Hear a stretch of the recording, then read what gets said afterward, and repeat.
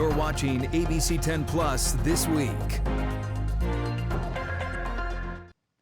Hi everyone, I'm Walt Gray. You're watching ABC10 This Week. An update on the Kristin Smart search nearly 3 decades after she disappeared. In dollars and cents, why some California teens can't find jobs despite strong resumes. What restaurant industry leaders say is holding employers back. Then we hit the back roads. John Bartel takes us to Southern California to see where Hollywood won the West at the historic Iverson Movie Ranch. ABC10 This Week starts right now. After nearly 3 decades and a murder conviction, the search for Kristin Smart is still active. The San Luis Obispo County Sheriff said investigators are continuing a renewed search at Susan Floor's home using new forensic and soil testing technology. The latest warrant is based on investigative and scientific evidence developed over years of work by law enforcement. The case team's persistence with helping secure Paul Floor's murder conviction, but the investigation is not over until Smart's remains are located. The case was not over. The reality was Kristin was still missing. Yes, there was some satisfaction with the family for justice, but these things, they never close. They give some peace, but peace would never be had until we recovered Kristin. So I vowed to them again that we would not give up the search for Kristin's remains, and it was my goal to bring Kristin home. Authorities said the Branch Street search continues as long as needed while investigators pursue any new leads that come up. In tonight's Dollars and Cents. It's that time of year, high school students getting ready for college and preparing to enter the workforce. Experts say now's the time to start looking for summer jobs. But as a local teen tells us, easier said than done. I played tennis and I ran track and it was varsity, and then I also participated in Society of Women Engineers. I was the president of that. Harlan Babra, a senior at Antelope High School, is a busy 18-year-old with big dreams. Harlan got accepted into a dozen UCs and CSUs and is heading to UC Berkeley in the fall. But first, Harlan has her eyes set on a teenage rite of passage, a summer job. I've probably applied to at least 20 jobs. I've gone to at least 5 interviews. Now I'm about to be a senior. I still haven't found a job. Harlan isn't alone. A recent report from the Pacific Research Institute finds California's teen jobless rate is the highest in the country, close to twice the national average, putting California at more than 21%. What are some of the roadblocks that you're seeing nowadays? I've talked to restaurant owners who love hiring young, eager workers. When you're talking about $20 an hour, a lot of employers may have a second thought about hiring, a 16-year-old who doesn't have any work experience, and that is part of the problem. Jot Condi, the president and CEO of the California Restaurant Association, explains teens are getting hit harder by the negative impacts of minimum wage hikes than older workers. The minimum wage discussion over the last 15 years has transitioned into what's been termed a living wage. Condi says while that is a laudable goal, it's pricing teens and young adults out of the job market. A lot of restaurants are saying we can't afford to hire someone who isn't experienced. Despite the challenges, Condi says the importance of first jobs cannot be understated. That first job in a fast food restaurant, as a server, as a host or hostess, so important to developing work skills later in life. For Harlan, she's not giving up hope. Keep applying and then keep going to the job interviews. And also if they don't get a job, I would recommend contacting the interviewer and then asking them what they did wrong, just so the next interview can go better. We just learned a happy update. Harlan says she did get accepted for a summer job and expects to start soon. Now, some advice for teens out there. Condi says don't let rejection deter you. Don't be afraid to ask the manager if they're hiring, and even if they aren't, ask for an application and fill it out there. And don't forget to put community service and internships on your resume. The conversation doesn't end here. Stream all of my Dollars and Cents stories right now on the free ABC10 app. Email me your questions at lpainter@abc10.com. Well, with ballots mailed out, candidates now have even less time to make their final pitch to voters ahead of the June 2nd primary election. The key target of attacks in this debate debate Democrat Javier Becerra, whose support has surged following Eric Swalwell's exit from the race. The Golden State's top job is up for grabs as Gavin Newsom exits after 2 terms. 7 leading candidates for California governor rating the person whose shoes they're hoping to fill. Performative. Bold. Progressive. Failed. Steve. Failure. You can't take my word. All right. Game changing. Incomplete. The clear difference in those one-word answers between the Democratic and Republican candidates also evident in issues like immigration. We should abolish ICE. It's breaking the law. No one has broken the law in California.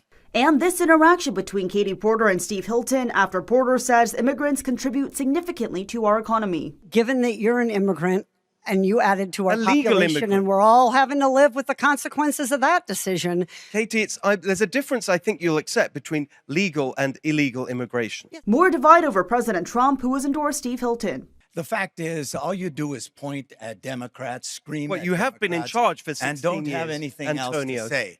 And yes, I'm going to repeat Donald Trump as often as I have to because he's the real menace we have in California. You've got nothing else to say. Your perspective. On how each would work with the federal government under Trump. If he's going to attack California, yeah, F him. To work with the president regardless of party. That's why I had to go toe-to-toe with him in court over 120 times. Best resistance is delivering results. You're not going to hear one word from me about President Trump, President Biden, or anything else, because I'm going to be the only one on the stage that's actually going to be the governor of California for Californians. Because I've been in enough boardrooms to know a crook when I see one, and he is a crook. But I can also challenge Donald Trump. And multiple I've had it moments from Katie Porter, in which she addressed head-on concerns regarding her past. For sure. Boys. But it's not. Boys. Enough with the I'll get right back bickering. to you. I can't believe that on a stage with 30 minutes of interrupting and bickering and name-calling and shouting and disrespect for everyone up here who's stepping into public service, that anyone wants to talk about my temperament. Chad Bianco's past affiliation with the extremist Oath Keepers group also caught heat. Bianco, when pressed by moderators, clarified he was referring to taking an oath, though he did defend the group. So you're an oath keeper. We all know that. And I'm very proud of it. Well, you should. I'm very proud of Well, it and proud of defending I it. don't think an oath keeper is qualified to be governor. I don't think of you know what California. an oath keeper But let is. me- This. And do you still consider yourself a member of that group, to be clear? No. And unsurprising for many, most of the attacks, left and right, targeted toward leading Democratic candidate Javier Becerra. Being in bed with oil companies is a mistake. Javier Becerra has taken the max amount of money from Chevron. Yeah, it's a rich response from a guy who made his billions investing in fossil fuels and oil companies. In his counterargument, Becerra pointing to controversies over Steyer's past investments in fossil fuel and oil companies, which Steyer has admitted to and said he stopped more than a decade ago. Democrat Tony Thurmond was not invited to the debate as he did not meet the polling threshold. Chris, Laura. Okay, Jenny, thank you. And a reminder, the primary is June 2nd. The last day to register to vote for the election is May 18th. If you missed the date, you can still vote with a provisional ballot. Ballots were mailed starting May 4th and drop-off locations open starting today. In-person vote centers open May 23rd in voter choice counties. Tonight, Sacramento City Council is trying to figure out how to close a $66 million funding gap. Good evening. As always, thank you so much for joining us. I'm Alex Bell. Last week, city officials released a proposed budget, and it comes with some pretty difficult decisions. Take a look at this. This is a live look inside City Council chambers where members are discussing possible cuts. City leaders hope to keep core services, but to help close the gap, the city has to reduce spending and also find more ways to increase revenue. Some of the proposals on the table include eliminating 46 full-time positions and 101 vacant full-time positions. Proposed cuts to the police department include eliminating the mounted patrol unit, eliminating the human trafficking unit, and discontinuing the ShotSpotter except in the North area. Now, no sworn police officers or firefighters will be laid off, but many civilian support positions, they are on the chopping block. Tonight, youth violence prevention programs are also worried about their funding. ABC10's Becca Hotbecker joins us now with what's at stake. Yeah, Alex, community-based organizations, or CBOs, throughout the community do the boots-on-the-ground work of responding to and preventing gang violence and other youth violence. But one CBO leader reached out to me saying major cuts could jeopardize their life-saving work in the community. We're trying to get a chess club started. For Mervyn Brookins, this centuries-old game holds a lesson for today's youth. It makes you think about what's going to come next, which is akin to consequences. Brookins is CEO and founder of Brother to Brother, a community-based organization in Sacramento's Del Paso Heights neighborhood focused on empowering at-risk youth. Back there, we call it empowering conversations when we have them one-on-one. And preventing and interrupting violence. We've been inside every school in Twin Rivers, junior high and high school, and we teach them the 10 reasons not to pick up a gun. Brother to Brother is part of a patchwork of organizations throughout the city, building relationships with the local youth, preventing violence, and responding to the scene when it does happen. When you think of the K Street shooting a few years ago, horrendous incident, one of the things that happened is afterwards there was no retaliation. That was a result of the intervention services. Prevention is what you have when you're dealing with youth programs, mentoring, and things of that nature. So both are extremely necessary. As the city faces a $66 million budget shortfall, each city department has presented possible cuts for council members' consideration. One option from the police department includes a one-time $1.4 million reduction to the Gang Prevention and Intervention Task Force project. That's one of the programs that partners with and funds community-based organizations such as Brother to Brother. The consequences of that cut? For me, that means lives lost in the community. A lot of youth that have come to depend on us and trust on us, they don't have a place to go. And where are they going to turn to? The streets. And we all know what that leads to. Brookins has been talking with city council members about this, and today I asked the mayor where he stands. Yeah, I'm concerned just like Merv. He's an ally of ours in the city. I know about his programs, Brother to Brother. I've helped support and fund them as a lawmaker. Look, our choices before us tonight and this month, they're all awful. They're all terrible. One thing we are looking at is there was a new law at the state level. There's a new surcharge on gun and ammunition sales in California. I know about it because I helped write it. It's AB28. And with that comes over $100 million a year to violence prevention programs like Brother to Brother. So they're going to be applying for that. So we're hopeful that there'll be other ways to continue the work that is happening out there to prevent needless gun violence amongst our youth. But, you know, there are tough choices that we have to grapple with tonight and this summer. And nothing's set in stone yet. City leaders have until June 9th to pass a balanced budget. Community members can attend meetings, submit comments, or contact city leaders to participate in the budget process.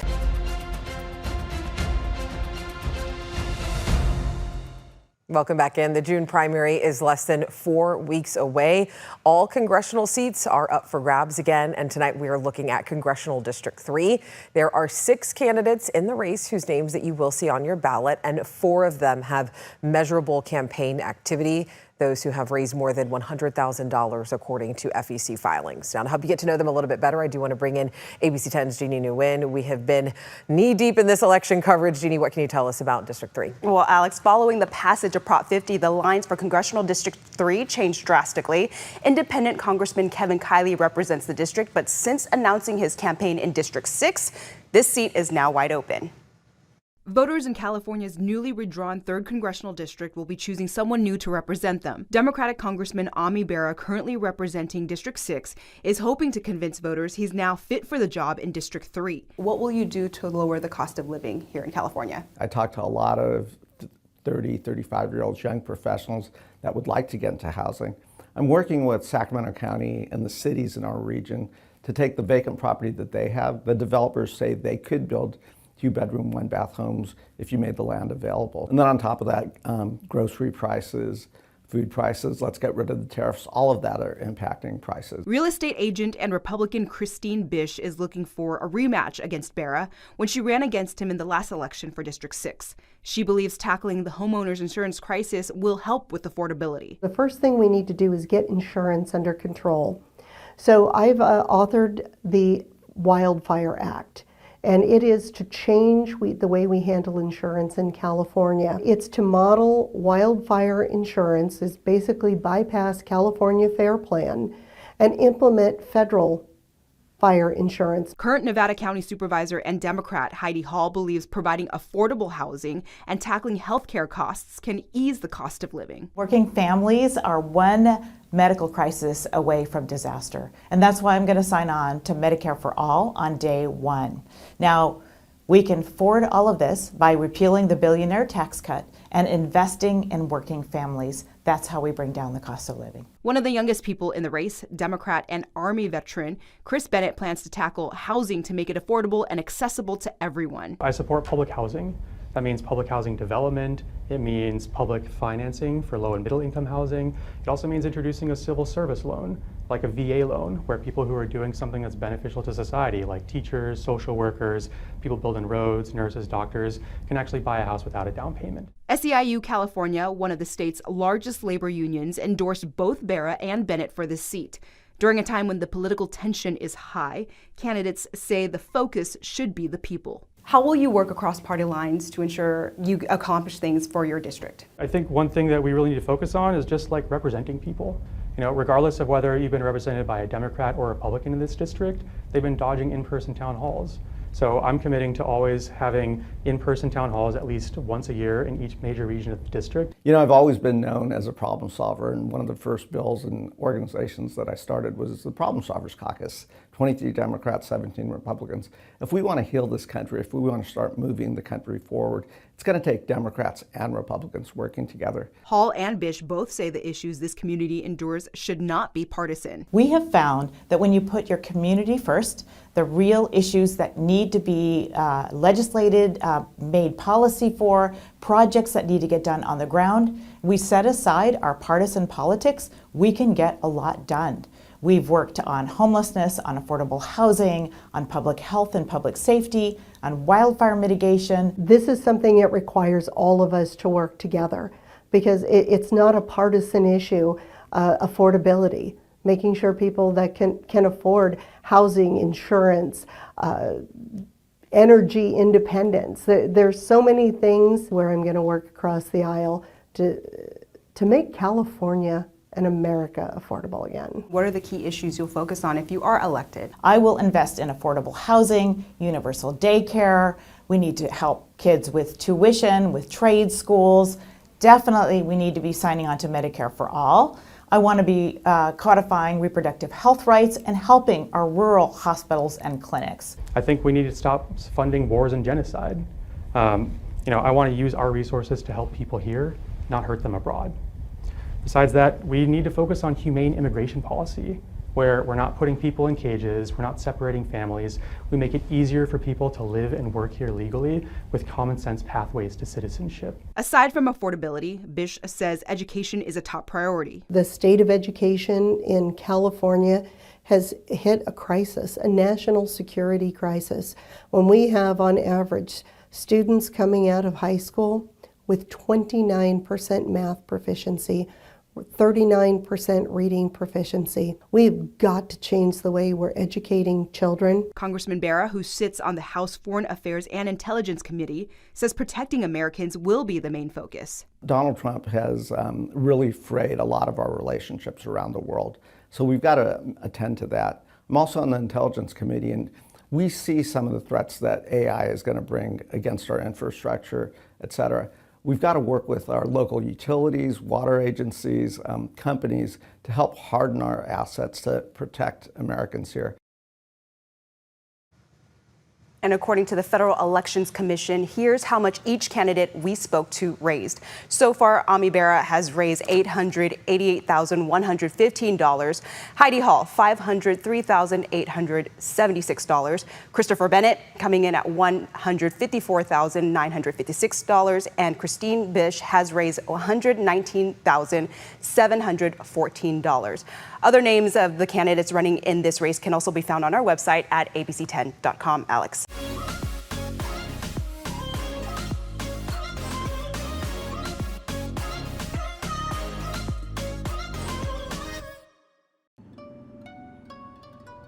In a quiet corner of Sacramento, an ancient art once used in war is now teaching something very different: peace.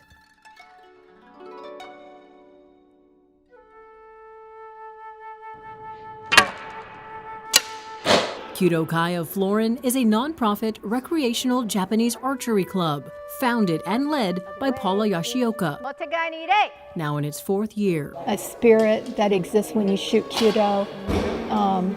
It's mindfulness. The Japanese culture is very spiritual, right? It's very spiritual. Kudo means way of the bow. One of Japan's oldest martial arts, now practiced as a form of mindfulness. The technique is like none other. Kudo, the arrow's on the right. If you do it correctly, the string will spin around and hit the other side of your hand. Wow. But that's something that masters take a long time to achieve. It's not easy. That sounds very difficult. Yeah.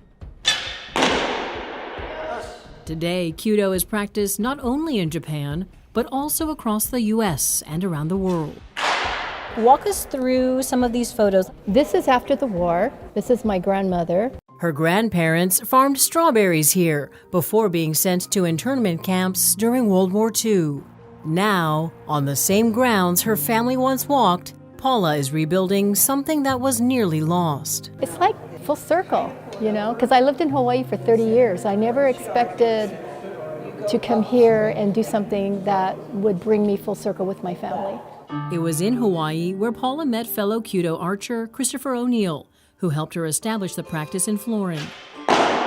What material is this? This string is made out of a synthetic fiber.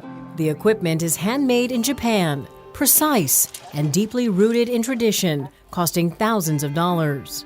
What do you think your descendants would think about what you're doing right now? They're probably saying, don't shoot anybody, Paula. Don't do it.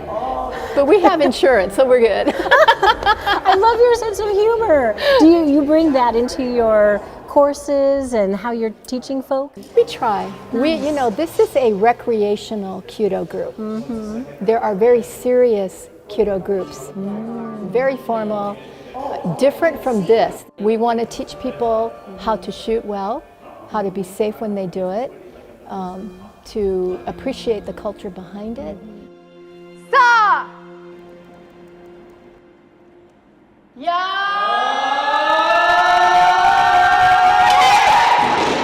To make Kudo more accessible, Paula and her team provide equipment for students to use. Oh, good. Yeah, That's so kind because some people may be put off by the investment right away. Sure, they're like, oh, that's expensive, but yes, they could think that. What we're finding is once they start to the point where they're going to shoot, they get excited, and they go like, I've got to have my own glove, I've got to have my own bow. For Paula, it's more than archery, it's culture, it's history, and it's a connection that continues to grow with every shot. My hope is that this will just continue on.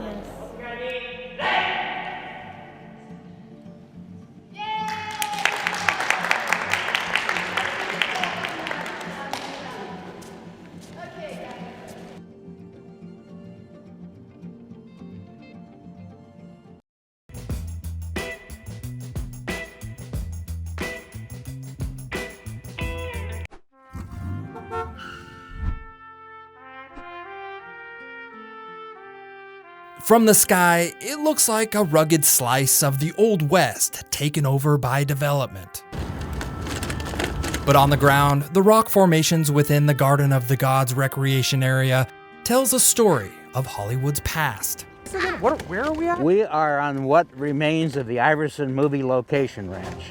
Tucked inside this 23-acre park in Chatsworth, California, is what remains of the legendary Iverson Movie Ranch, once one of Hollywood's busiest outdoor backlots. In movies, have portrayed everything from the South Pacific to Asia to alien planetscapes, the Rockies, the Sierras, you name it. And one of the people keeping the history of this place alive is author and historian Jerry England, a man who quite literally wrote the book on this place. So we came up here and I just got so interested and I started studying it back in the late 90s, and by 2008 I decided it was time to write a book. Even in his 80s, Jerry is still making the trek up these rocky, dusty trails to revisit the ranch's most famous filming locations. Between about 1912 and the late 1960s, there were over 2,000 movies shot here. Movies and television shows like Stagecoach, Grapes of Wrath, and The Cisco Kid. Why this area? Is it because it's the rocks? It's all about the rocks. It always has been about the rocks. The Lone Ranger. The wind-beaten sandstone rocks were made famous in well-known westerns like The Lone Ranger, but they were first featured in early films like the 1923 Buster Keaton comedy 3 Ages. And right up there where it kind of flattens out on top is Buster Keaton's bathtub. The Iverson Ranch started out as a humble homestead back in the 1880s, but when the silent film industry discovered the landscape, the family soon found out they could make more money renting the ranch to Hollywood. They had a whole scheme which I can't regurgitate for you, but it was like $1 a car, $1 a horse, you know, $3 for every camera. Because the property is so close to Los Angeles, it made it easy and affordable to bring big-name actors to the area. John Wayne and the Fighting Seabees came marching down through here. Ronald Reagan had a big shootout in Cattle Queen of Montana in this area. Wee Willie Winkie with Shirley Temple was shot here. That was a John Ford classic. The Iverson family made it easy for Hollywood by renting out space, building props, and providing livestock. But by the late 1960s, a freeway was built near the ranch, and film production moved overseas. When the freeway went through, I mean, today you can mute sound and you can muffle things, but they couldn't do it back then. The freeway, the end of the movie era here. Yeah. Today, the cameras are gone, and the Garden of the Gods is a protected hiking area. But thanks to historians like Jerry, you can still spot a little Hollywood magic hidden in plain sight. Some of these rocks are as famous as the cowboys that rode here. From Garden of the Gods in Chatsworth, home of the Iverson Movie Ranch, I'm John Bartell. Hope to see you on the back roads.